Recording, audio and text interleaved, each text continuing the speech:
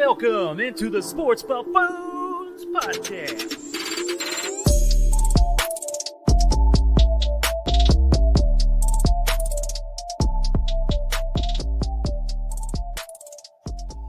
Happy Game 7, everybody. It's a great weekend of NBA. There's I think there's only one Game 7 happening this weekend, which is unexpected.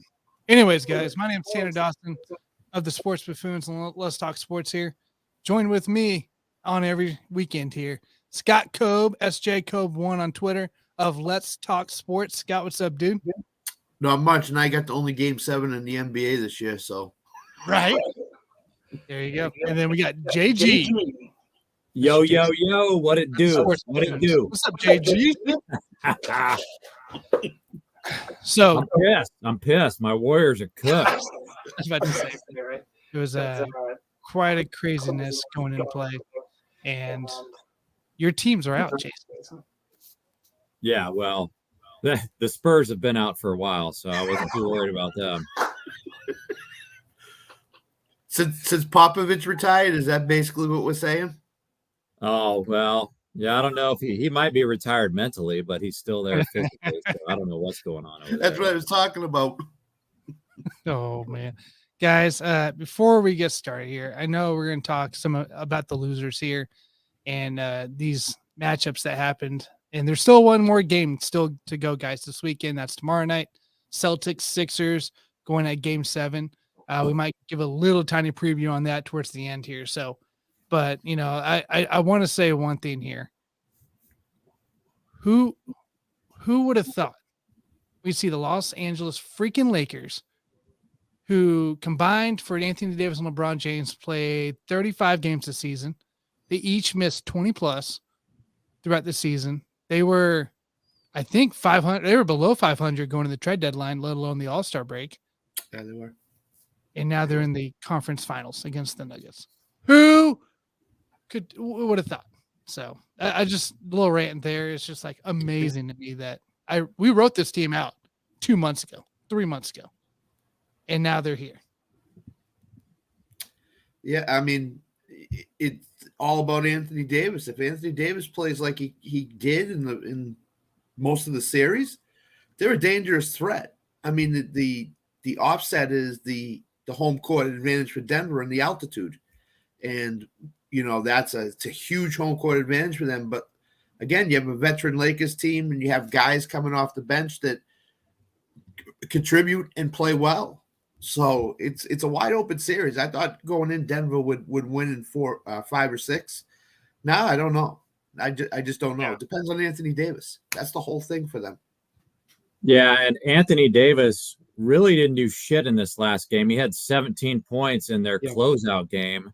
Yeah. And that's why I look at that last Game 6 versus the Warriors. I don't think that the Lakers really accomplished that much. I think it was more about the Golden State Warriors just folding, man. Yeah. And we could see signs of it all along with their road record and the Draymond punch against Jordan Poole. We could kind of see little signs of it, but I never really believed it until they finally lost. You didn't have Game 6 Clay, and really nobody showed up. I mean, when Dante DiVincenzo is your second leading scorer with 16 points, you had a bad year.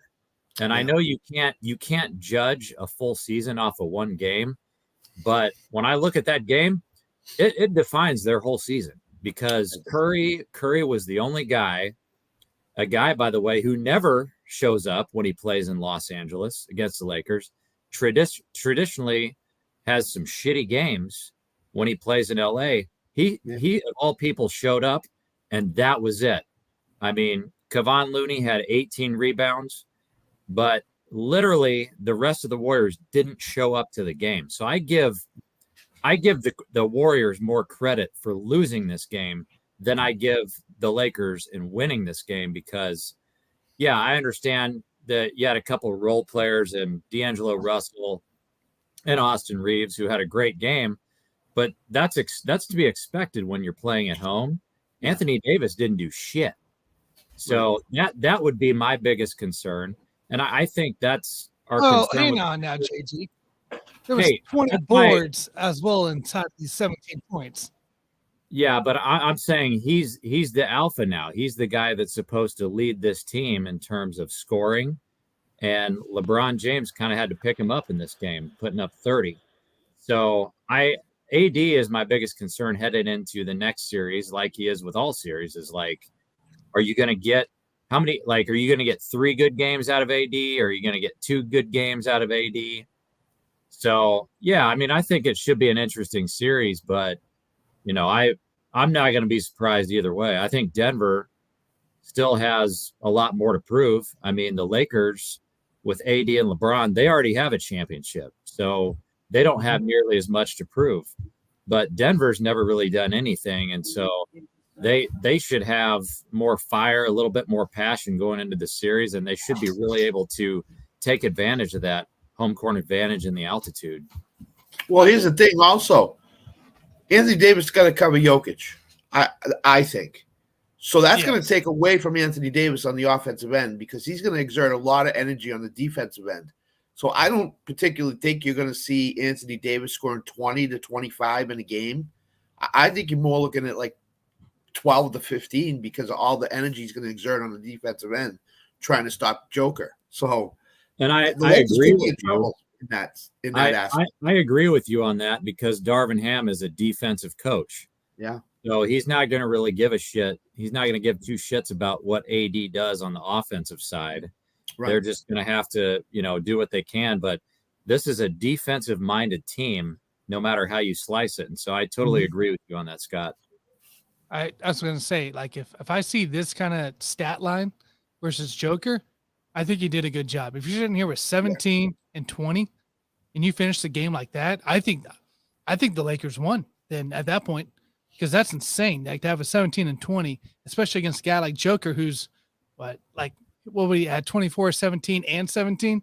Like if you can contain that guy, you contain the Nuggets. So speaking of which, Jason, we're talking about the losers here today, the disappointments, some would say.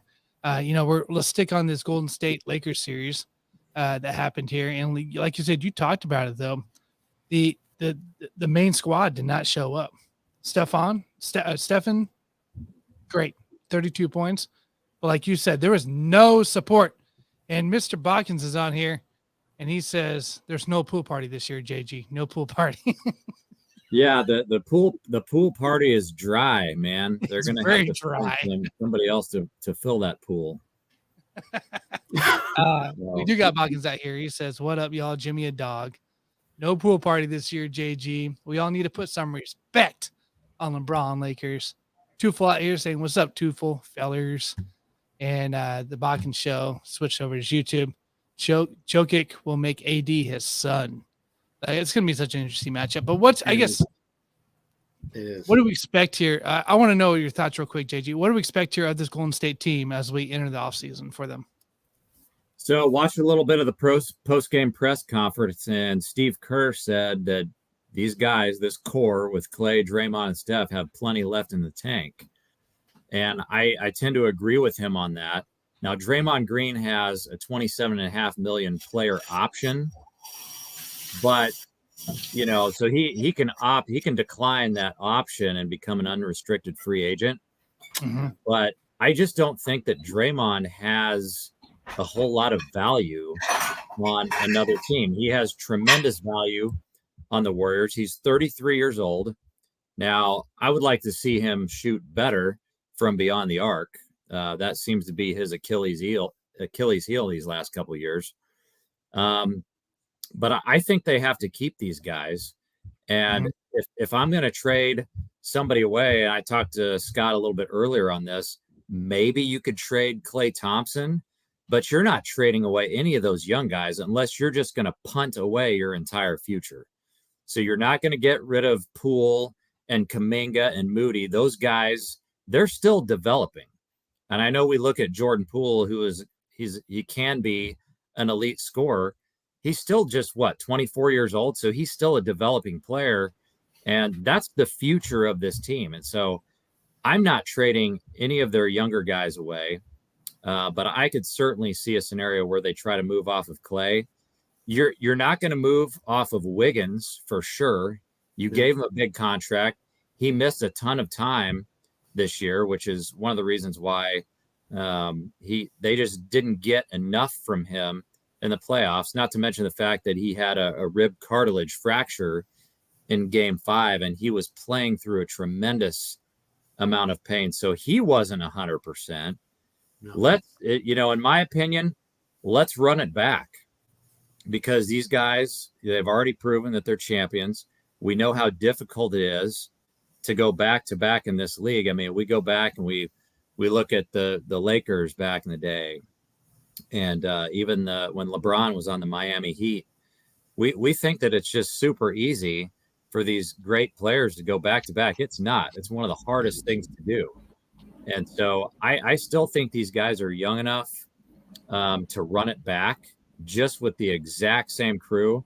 I love Gary Payton II, and I think these guys will have a lot to play for next year, and they should come out fired up. And I like I said, the young guys, they just need to keep developing, and I think they will be better next year. But I'm certainly not moving off of any of these guys, with the exception of possibly Klay Thompson. All right. Wait, you agreement, Scott? Yeah, I mean, look at all the basketball these guys have played. They've been playing into June, late May, middle of June, every year basically for the last pretty close to a decade now, and that catches up with you eventually. And they're not getting any younger. The question in Golden State would be this: Is it a year too soon that you want to start trying to move on from pieces, or do you want to hang on to this as long as you possibly can before you say, you know what, it's run its course, that's it, we're done? So that's up to the GM to figure out when is the right time to kind of pull the plug on this and restart it over again. Granted, they don't have to get a lot. They have a lot of good pieces in their organization. But again, as JG said, I think Clay is the expendable trade piece here for the Warriors. And even with Clay, I mean, we all talk about him being like 33. Him and Draymond are the same age. Yeah. To me, in basketball years, Clay's only 31 years old because he basically didn't play for 2 years. So I think Clay, out of all those guys, should have the most juice left in the tank. Now, he went through phases this season and even into the playoffs where he just didn't look like Clay. I mean, we always call him Game 6 Clay. The guy, even though he's 100% physically, I don't think he's 100% in terms of his game. And I think he's got another healthy year under his belt. And I just think if Clay, works hard in the offseason, I think his shooting percentage is going to be a little bit better next year. But again, I don't view as Klay Thompson being as old as the other guys just because he's had so much time off due to injury. I would agree with that 100%. So before we get to the comments here, because we do got a few for you, look, here's my thoughts on this thing. You just won a championship last year when you probably shouldn't have, but you did. Right. You made the playoffs this year despite a horrendous road record this year that really took effect, especially in the playoffs, as we saw. You beat the Kings, who were considered one of the favorites in the West, and you just ran into a very hot Lakers team at the moment, healthy Lakers team. And I don't see any reason to blow this up. You make the playoffs when you're healthy, when you're all together. Now, if there's a concern that you're foreshadowing right now that there is going to be a key injury to a Steph, to a Draymond, to a Clay, that's going to affect majority of the season next year, sure, make a move, blow it up. But I don't foreshadow that. I don't see that. These all guys looked healthy. They looked tired, but they looked healthy. And I don't see any reason to blow this thing up when you just won a championship last year. You got into the playoffs this year without having to play in the playing game. Like, this doesn't make any sense of why we're talking about blowing it up. No, and they're a top, what, 3 or 4 team in the West? Oh, easily. I think easily. So I don't think I don't think you really blow it up totally, but I think you can put in some minor pieces in there to get better, if you want to say that. So they could sign a couple of free agents. You know, Yeah. I mean, you can mid-level do that, free but agents don't that blow up can the help core. them. Yeah. Like Yeah, keep your Wiggins, you can keep Wiggins, Steph, Clay, and Draymond. Looney's a beast on the defensive boards. So There's guys you're able to keep. I don't Well, see. I'll say something about if you're worried about guys getting injured, dude, that's their best case scenario because that's what happened with Clay, or I'm sorry, that's what happened with Steph last year. Yeah, you're right. Yeah, sorry, I lost you guys for a second. So that's what happened with Steph last year. They actually played better because they put Jordan Poole in the starting lineup in the first round of the playoffs, and that's when Poole exploded. Yeah. So when these guys get, these little nagging injuries and they miss time, that's what makes the younger guys play better because they're getting more volume, and so they're getting more experience, and so I mean, and there's always a risk of catastrophic injury, but if there's a little nagging injury at some point throughout the year, I think that actually helps them because it gives the younger guys more time. Yeah. So quick comments here. We got Bodkins out here says you don't blow it up with Steph. That's what I was saying. It just doesn't seem right. Tufel says, and as an outsider, it seems pretty easy to get a championship. The owner that opens a wallet for 2 or 3 divas win it. Sure, you get maybe one. That's what we saw. I mean, the Heat, it took them 2 years to get one before that, and you had 3-4 divas in that one, with including Ray Allen. So it seems that easy, but it seems that easy in NFL, and it's not at all. We'll skip this question, Bodkins. We'll get to that nervous question towards the end, and then says Bodkins has a great question. This is a great one. Who plays more games together going forward? Steph, Clay, and Green, or KD, Booker, and Paul? Steph, Clay, and Green for me because I don't think Paul's coming back to Phoenix this year. No, he's gone. He's gone for sure. Yeah, that's a good one. Tufel says enough. I realize I'm a lot more than 3 guys to make a great team now. And we can get in debates about it between India and NFL later. So, guys, let's transition into that game there. We just. You just answered the question about the KD, Booker, and Paul stuff. Suns lose to the Nuggets. Kind of a disappointed all-in trade they did in a way because they lost all their depth, like we talked about. Ayton was a no-show. He ended up being injured that last game with a ribs injury, and then you had Chris Paul still out. JG, I'll start with you, man. Suns, what in the world is up with this? Yeah, I'm not buying the DeAndre Ayton injury. I think that was a situation where the coach figured out that the guy needed to go to the bench, but since he's making so much money, we're not going to really call him out for being benched. We want to make sure that nobody really knows what really happened, so that's why they put that injury tag on him. But I'm not buying it. He's just a bad fit for that team. He can't shoot threes. I think he's made 21 3-pointers in his entire career. Yeah. So that guy needs to go. We all know, I told you guys 2 years ago that CP3 needed to go. And so I love Booker and Durant, although neither one of those guys really showed up in that last game. Now, to be fair, Booker was playing out of his mind for the entire playoffs. So I don't put any of this on Booker. I mean, he only had 12 points in the game, but at some point, when you're on fire like that, you're going to have a bad game. But if Cam Payne is your leading scorer, you're not going to win a closeout game like that. So moving forward, they got to find somebody. I know Mike from the Sports Buffoons was saying that they want to go out and get either Fred VanVleet or Terry Rozier. And I'd be all in on either one of those options. And I would try to make a deal and just move DeAndre Ayton out of there because you could find a deal with either Toronto or Charlotte that would make some contracts match up. And the Suns, although they gave up 4 first-round picks to get KD, they still have a 2024 and a 2026 first-round pick that they could use to move off of CP3. They're going to have to find a team just to move that contract. But then B, also figure out a way to move DeAndre Ayton. Now, I don't know if Toronto would take a player like that. Maybe. I mean, their big man is Jakob Pertl. So that's something that they could use to get better. Do they want to move off of Fred VanVleet and do a reset? I don't know if I buy that. I think, the Terry Rozier deal makes more sense to me because the Hornets are not in a position to really win anything right now. Right. They've got a couple of bigs in Mark Williams and Nick Richards. But if I'm the Suns, that's who I'm going to target because they've got to figure out that point guard position. I really like Cam Payne, but to me, you already have zero depth on that team. So if I've got to bring in a point guard, I want to leave Cam Payne as my sixth man at this point.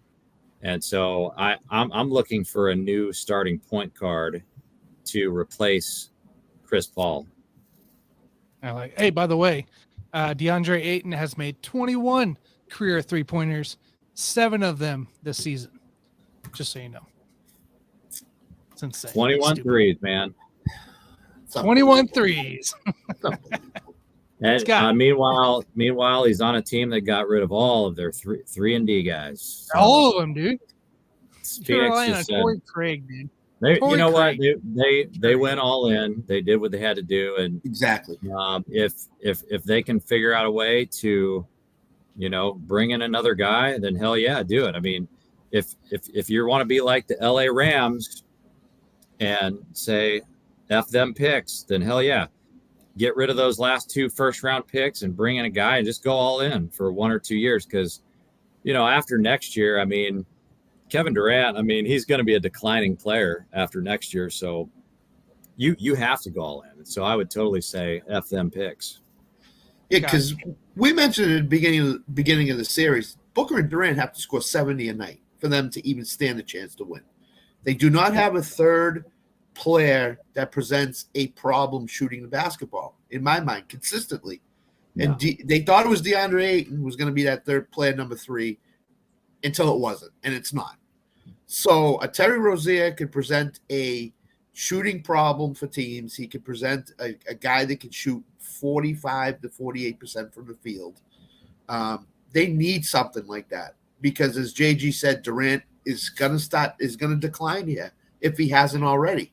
So they need to go all in this year to try to win it all, because if not, that Durant trade is not going to look really great come not next year, but the year after.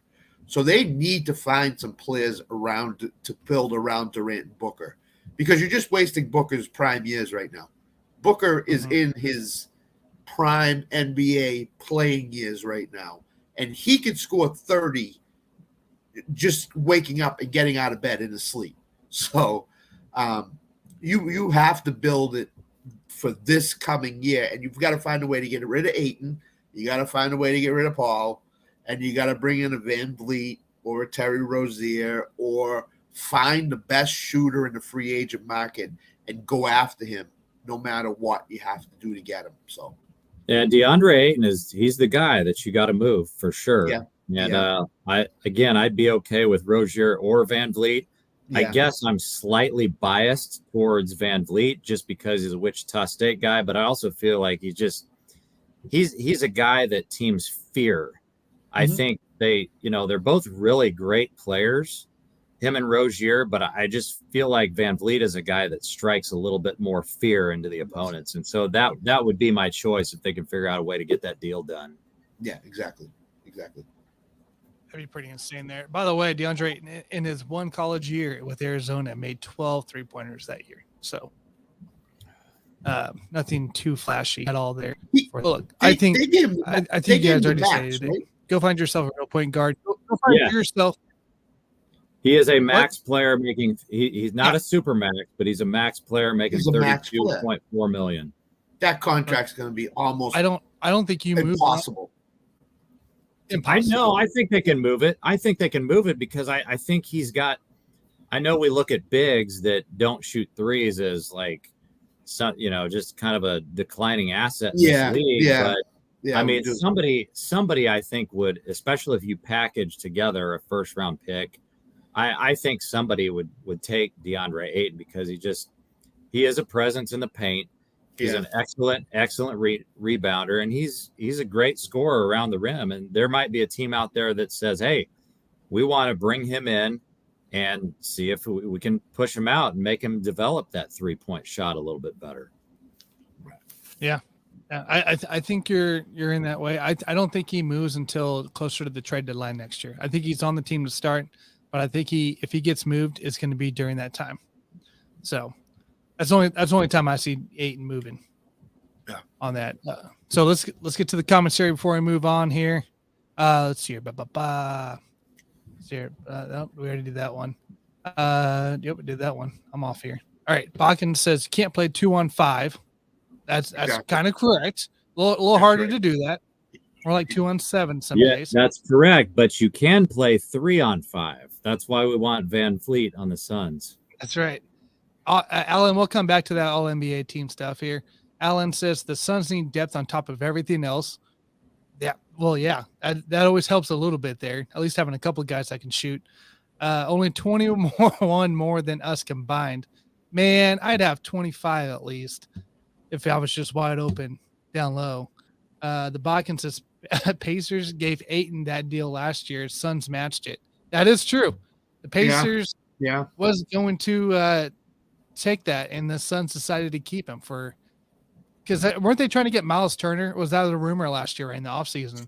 The Suns were trying to get Turner. I want to say yes. I want to say yeah. Ended up falling through for whatever reason. Kind of disappointing there. All right. Yeah. So let's move on here. We got two more series quickly. Or actually one more series to talk about here on the Luton side. New York, Miami. Miami finally took care of business there against New York, a banged up team. Jalen Brunson, by the way, what a freaking guy. Unbelievable. You want to talk about a guy that just made a max contract, his next contract? There's your guy right there. There's your guy. There's your guy. Jason, we'll start with you, buddy. Jalen Brunson. Superstar yet? Yeah. I mean, I think you have to give it to him. I think he is a superstar. And part of that is just being the fact that he's in that market playing for the Knicks at MSG. Definitely a superstar player. This series was kind of a disaster in some ways because Julius Randle, you didn't really get to see a Julius Randle that was 100% because he was banged up. But if I'm looking towards next year, man, you got to bring in another guy because Jalen Brunson is an absolute dog. Even if you don't think he's a superstar, he's got that dog in him. Guy that reminds me of Jimmy Butler, and he's a guy that's just he can be the leader of this team. And I think it's probably time to go ahead and move off of Julius Randle. They could have moved off of RJ Barrett and brought in Donovan Mitchell, but they chose not to do that. You know what? I'm just going to throw something out at you guys because we all think there's a lot of players that are just untradeable that teams would never get rid of. If I'm the Knicks and I've got 10 first-round picks at my disposal, which is what they have, they've got 3 first-rounders in 2024. They've got the 2023 pick and 6 other first-rounders. I want to know what the price is. I'm going to call up the Thunder and say, tell me what the price is for SGA. Because I've got Julius Randle on the table. I've got Emmanuel Quickley. I'm willing to deal RJ Barrett. And I've got 10 fucking picks at my disposal. I want to know what the price is for SGA, who just made first team All-NBA. And, it might be a situation where the Thunder don't want to do that deal. But, dude, they've got a lot of young assets in OKC. And if they get a shitload of picks, that might be a deal that they want to do. But again, I'm biased because, Shai Gilgeous-Alexander is one of my favorite players in the league, and he's an absolute monster. Could you imagine getting another guy like that, who is another absolute dog superstar on a team with Jalen Brunson? I mean, that's how I would want to build my core if I were the Knicks moving forward. Number one, the Dallas Mavericks. What are they thinking now? How ticked What are the off Clippers? are you if What you're are the Luka? Clippers taking? Yeah.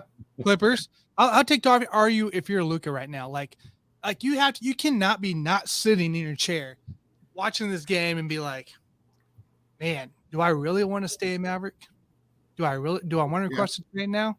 Yeah. Because at this point, your team didn't even offer your number two, your supporting guy that took you, took with you to the conference finals there last year, and then you missed the playoffs this year trying to with trading with Kyrie Irving. Right. You cannot Right. be telling me that Luka's sitting here not pondering, talking to his agent like, another team sounds pretty nice right now. Well, fuck it. Send Luka to the Knicks then. He New probably wants to hell my! out there anyway. New York would blow up. New York. Oh, would New York blow would. up. Yeah, absolutely. It'd be Did insane. Did I hear correctly that OKC has a ton of first-round draft picks as well for the next few years here? Yeah, they're loaded. I thought I had heard that. So would they be willing to add one or two more first-round draft picks next year to get rid of Shea Alexander? Possible. If they think the draft class is going to be really, really good next year, adding two more first-round draft picks and building it up as quick as they can might be something they want to do. But they would have the Knicks would probably have to put Randall, Quigley, another player, and a couple of draft picks in there for Shea. I'm just saying I would make the phone call, but if I'm OKC, I mean, I think Shea Gilgeous-Alexander is probably only 24 years old. Yeah. So, I mean, he's fucking he's first. I could still consider him a developing player based on his age, even though he's made first team All NBA. Right. So yeah, I mean, like I said, there's always a price for everybody, but I'm making the phone call. But if I'm OKC, I'm going to ask for the farm for sure. So here's my other thought. See, the Knicks are an ascending team right now, so they got to strike now while they can. What would it take to get Trae Young out of Atlanta?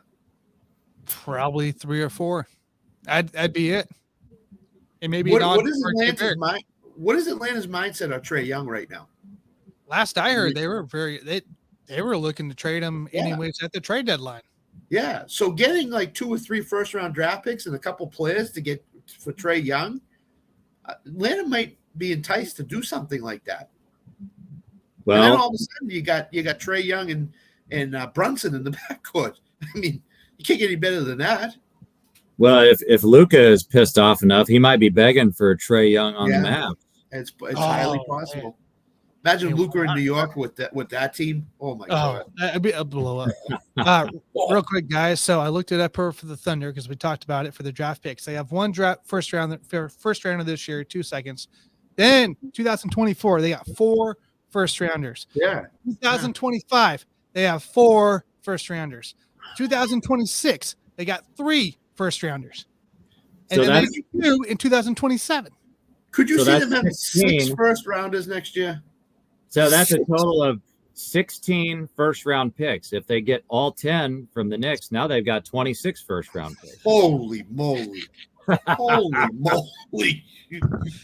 So yeah, like I said, it's that the SGA is a pipe dream. That's probably not going to happen. But like I said, the Knicks are now an ascending franchise in the East. They need to strike now while they are an ascending team. They gotta go and get guys. Yeah. Get somebody, but you got to move off Julius Randle, man. He is maxed out. You've already seen his ceiling, but he has value. You could get a lot for Julius Randle. So I think it's time to move on. Absolutely, no doubt. I agree. We'll cut to the comments real quick here. Sorry. Let's go. Randall, where was he? Nowhere. That's the issue. Do you trade RJ Barrett? He was abysmal from Botkins here. I mean, you could have last year, but I don't know if you're going to get much value this year from him. I think you float Randall out there first before you float. Or maybe your 2 guys that have the most value are Randall and Emmanuel Quickly, because Emmanuel Quickly he's got a bright career ahead of him. But they should have traded RJ Barrett last year, and now who knows what? I mean, his value is way down at this point. Yeah, he needs to build up. Tufel says there's only one untradeable player in all the sports, and that's Mahomes. That's fair. And then you talked about Shy. Alan is a Thunder fan, so he says that's a no for me, dog. More like hell no. Yes, it's like 17 the next 4 years from Alan. Bakken says no, you build around Shy. Got roll boys. Oh, he's out. See you, Bakken. Appreciate you, buddy. Alan says bring Trey Young back home, and then Boomer. Of course, he wants him in Oklahoma City. He wants Trey Young in Oklahoma. Yeah, but I don't think Oklahoma City is going to be in the market for trading to bring players hell to no. get rid of first rounders. They're gonna want to build up as many picks as they can. Like I said, the opposite of the Rams, right there. Okay, I'll give you another team who could use Julius Randle and all those picks. How about the Boston Celtics, who may want to move off of Jaylen Brown? Jaylen Brown is another guy that makes sense on the Knicks. Yeah, it won't happen. Boston with New York trading in the division. I don't think it's going to happen, but I think if the Celtics lose tomorrow, I think that the Jaylen Brown rumors will heat up big time. I think he wants the hell out of there anyway, and I think he does too. Even if it's in division, man, even if it's in division, like I said, there's always a price for everybody, and I think the Knicks with all those picks, you got to figure out what that price is. Jaylen Brown wants to go to a team, I believe, where he can be the number one. That's what I think. Right. He'd still be 1 or 1A on the Knicks. Exactly. No doubt. I think he'd be a perfect fit in New York. Yeah. So, Tufel says, I still don't understand how a cesspool of dirt like OKC has an NBA team, but KC doesn't. Dude. We do. Yeah, we've talked about it before. Yep. Kansas City, we do have an NBA team. It's called the Jayhawks. Yep. That's why we would never sell tickets here, because that's our NBA team. team. Lawrence. Yep. Yeah. That's all they would be. All right. One or two quick topics, guys. We'll talk about the Celtics Sixers prediction real quick here. Bakken did state earlier in the comments, hey, Scott, are you nervous or what? Because that's what he wants to know. So, Scott, we'll start with you. What's your quick thoughts and a prediction on that? Doc did what Doc does in Game 6. He had a chance to close it out, couldn't close it out. They're 0-8 in the last 8 chances to close out to go to a conference final with Doc Rivers as coach, Philadelphia. So they looked very bad in the last 6 minutes of the fourth quarter. They looked like a team that basically said, once Tatum heated up with 5 minutes left, they basically said, nope, we're done. We held him down as long as we could. He's alive. We're done. This Game 6 is over. They didn't want to come back up here for Game 7. So I think the Celtics will win Game 7 and go on to play Miami in the Eastern Conference Finals. All right. JG? I'm going to go with the Sixers here. Harden really didn't show up to the game, so he should be a little bit better. Tobias Harris didn't really show up. Really, nobody showed up except for Joel Embiid and Tyrese Maxey. And so I think you should see a little bit of reversion back towards the mean with some of these role players, and particularly James Harden. He's going to give you more. I mean, I feel like he's due for another one of his James Harden 40-point games. I'm going to give the Sixers the edge here. Number one, because they have the MVP of the league. They've got the best player on the court in Joel Embiid. And number two is Doc's going to get fucking fired. In fact, I'll be the first one to do it. I'm going to threaten him right now while we're live. Doc, if you're listening, if you don't win this game, you're fucking fired. Okay? So get your shit together. We all know about your history of imploding with teams after you have a lead in a playoff series. Okay? Woo. If you do it again, you're fired. And everybody knows you're fired again, huh? So we need Doc. We need Doc to show up. And I do believe he's capable. You know, we don't think of him as a championship coach, but he is a championship coach. Yep. And, you know, I don't want to see him get fired, but I also want to see the best player on the floor and Joel Embiid win the series. So I'm going to go with the Sixers here. But it should be a highly contested matchup there in Game 7.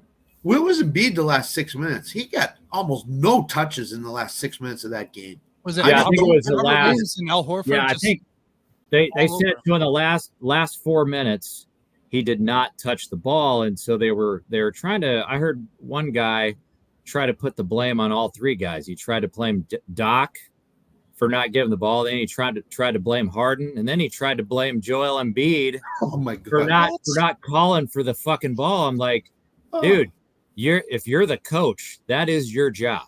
that's right. Okay? I agree. It has nothing. This is not about Joel Embiid asking for the ball. This is not about James Harden.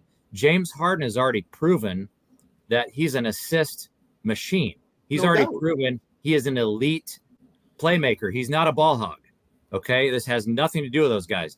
This all sits at the feet of Doc Rivers. It does. Get him the fucking ball in the last 4 minutes of the game, or you're fired. I already put it out there. The last comment I'll make before we move on is it seems like Doc Rivers said to them, don't give Joel the ball in the last 4 minutes. Don't give him the ball. Go someplace else. Don't give him the ball. Let's rest him. We got game 7 coming. So, yeah, and then you start to go down the road of, okay, is it staged? You know, because then when you see shit like that happen, you think the game is staged, because that certain things like Embiid not getting the ball in the last 4 minutes makes absolutely no sense. Zero. There's no reason for that to ever happen, except for that these games could be staged. And if that's the case, then the NBA should let Philly win this series, because that was bullshit at the end of that game. Yeah, because ABC said we don't have a game 7. We need. Hey, Philadelphia, Doc, Don't forget it. Don't coach anymore. pass it to him. Yeah, they didn't want Doc to win that. That's amazing. Comments real quick here. No one cares about KUJG. Hey, don't diss my Jayhawks, Tufel. Love you all, but don't diss my Jayhawks. Alan says it's not a cesspool, it's a cluster. You know what? And then Alan says laying down at the end of the game sounds like the Texas bullpen. Hey, Scott and I talked about that earlier. We before did. we hopped on. We did. That was a blow right there. Always a great show by Sage. Sage, appreciate you. Hey, thank you. Thank you for tuning in. And then Bobby G coming into here. Doc is the most overrated coach in NBA history. Do you agree, JG? I don't know if I'd say overrated, because there's a lot of coaches that only have one championship, and that's basically what he is. And he had to have a big 3 to do it. Well, in my opinion, he had a big 4, because Rondo was an all-star that year. Yep. So when you've got 4 fucking superstars on one team, you really didn't accomplish that much. And so a lot of coaches throughout history, I wouldn't say that he's overrated, because in my eyes, he really hasn't accomplished that much. Right. No, he's not. I agree. All right, guys. Final topic here of the day. I just wanted quick thoughts here. They released the All NBA first team, or All NBA teams here the other day. Your all NBA first teams: Luka, Shai, Giannis, Tatum, and Embiid. You guys all agree on this one? Yeah. Yeah. First Yeah, team I think sounds they good. got it right. They got it right for sure. Yeah, and I think didn't LeBron make like second? Third team, NBA? I think. Third I think team? you got third And that's team. his 19th straight of making the All NBA teams at some Best point. player of all time, man. Yeah. He's the GOAT. Love it. So yeah, I just want to touch you base. got to win a championship, though. You got to win a championship. Actually, he needs 2 more. He needs 3 more championships. He's waiting for Bronny to become a pro before he wins the next one, I think. Well, he's gonna maybe win this one, right? But yeah, I just because last year at JG we did this on our Wednesday show with Mike, and we had some discrepancies around this. So this year it looks like they actually got it right for the first team and the second teams and the third team. So I feel good about it. You guys feel good about it. That's good. Absolutely. So Alan, there is your NBA. There's not much to say about it. So Tufel says, why doesn't anyone hire that coach that flings chairs at people? I heard he was an all-time great. That's just he's dead. I thought That's Bobby Knight was dead. No, he's about 87 years old and in a wheelchair or Okay. something. I don't know. He's Okay, well, yeah, throw him out there in a wheelchair. Maybe he'll maybe so- instead of throwing chairs, he'll wheel his ass onto the court and punch So somebody. he was hospitalized a month ago. But so yeah, he's in and out, and I guess Yeah, not he's doing still the best around, here, but he's still kicking. He's probably still yelling at people, the way he probably does normal. He's 82, by the way, 82. So I mean, that'd be great. I mean, he'll probably fling his wheelchair he's in probably at people if that's the same. So, and well, then, as soon as Doc gets fired, I think they should hire Nick Nurse. yeah. Well, I think Milwaukee might beat them to it. So we'll have to see. That's for another show. Everybody, make sure you hit the like, subscribe, hit the bell because you know when we're on there. We got a great show coming up Monday with Buffoon Botkins. Great show Wednesday, and another NBA show with the Sports Buffoons and Mr. Mike from the other Sports Buffoon. And we'll be back here next weekend with In the Hoop with Scott Code. So everybody, have a fabulous weekend. Hope you got good weather out there. It's a little hot. I'm going to go back and do some more lawn work here. And then enjoy Game 7 tomorrow night, Celtics, Sixers. Can't wait to talk to you guys next week. We'll see you guys. Yay, yay.